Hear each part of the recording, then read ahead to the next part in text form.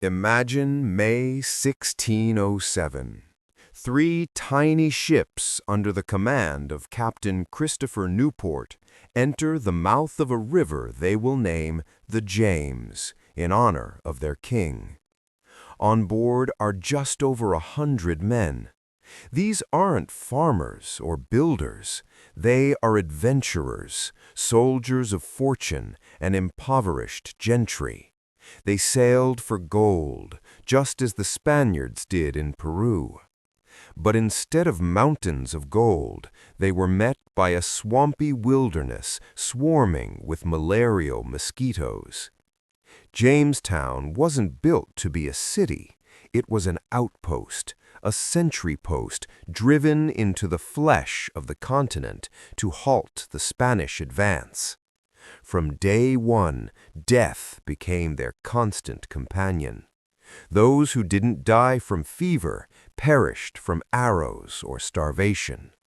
The first winter was so brutal it went down in history as the starving time. Of the hundreds of settlers, only a handful survived.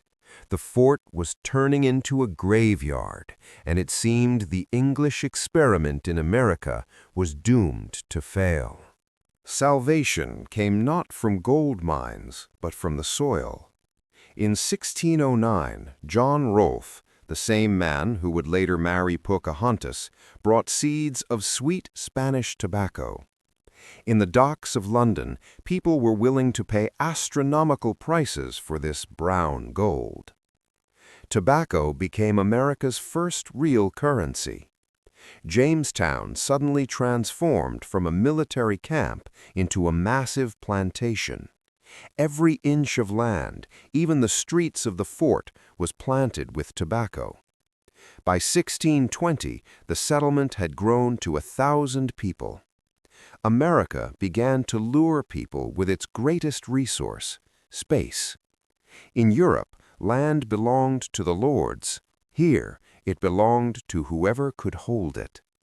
It was a freedom that smelled of tobacco smoke and back-breaking labor.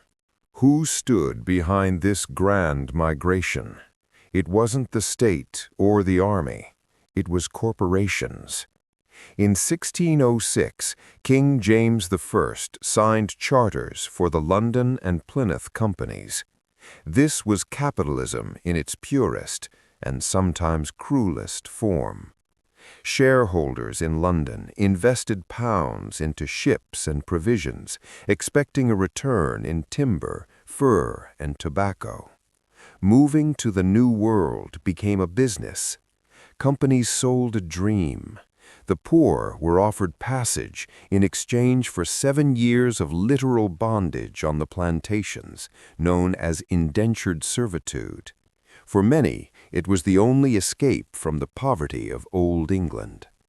America was built on private money, laying the foundation for a pragmatic, business-like approach to life itself.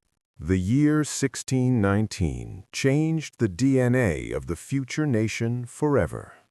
On July 30th, in a wooden church in Jamestown, Governor George Yeardley convened the first elective assembly. For the first time in the history of the Americas, free colonists were given the right to vote and make laws. It was the dawn of American democracy. But just weeks later, the Dutch ship White Lion appeared on the horizon. In its hold were 20 captured Africans. The colonists bought them in exchange for provisions. At this moment, in one point of space and time, two of America's greatest contradictions were born: the passion for liberty and the poison of slavery. The labor shortage in the tobacco fields was so desperate that conscience retreated before profit. These 20 people were the first in a chain of millions whose labor would build the edifice of a new economy. While the South was building a tobacco empire, a different kind of people were landing in the North. December 1620. The ship Mayflower brings 102 Puritans to the rugged shores of Massachusetts. They were fleeing religious persecution and political strife. Before stepping onto the frozen shore, they signed the Mayflower Compact. This was a social contract. They didn't ask the king for rights, they gave them to themselves. In this short text lie the roots of the future Constitution, the rule of law, the will of the majority, and self-governance. They brought not just Bibles, but the idea that a community has the right to decide its own fate. This was New England, a place where law stood above the whims of a monarch. After 1630, the trickle of settlers turned into a flood. This period entered history as the Great Migration. Massachusetts became a magnet for thousands of Puritans. Boston, Salem, and Cambridge appeared. In just 13 years, 20,000 people arrived in New England. But that was only part of the picture. Another 45,000 Englishmen settled in the South and the Caribbean islands. These weren't just refugees, they were entire families, craftsmen and farmers.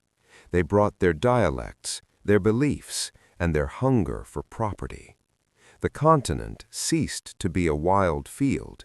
It was becoming a patchwork quilt of colonies, each with its own character, its own laws, and its own interests. By the mid-17th century, English colonization had created a world that could no longer be ignored. It was a world of contradictions. On one hand, Puritan strictness and democratic assemblies. On the other, the brutality of the plantations and the first steps of the slave trade. The English had struck roots so deep they could no longer be uprooted. They created a system that constantly demanded new resources and new people. But this growth would come at a price. Soon, the interests of the colonists would clash with the interests of those who had called this land home for millennia. The shadow of future wars already lay across the forests of the New World.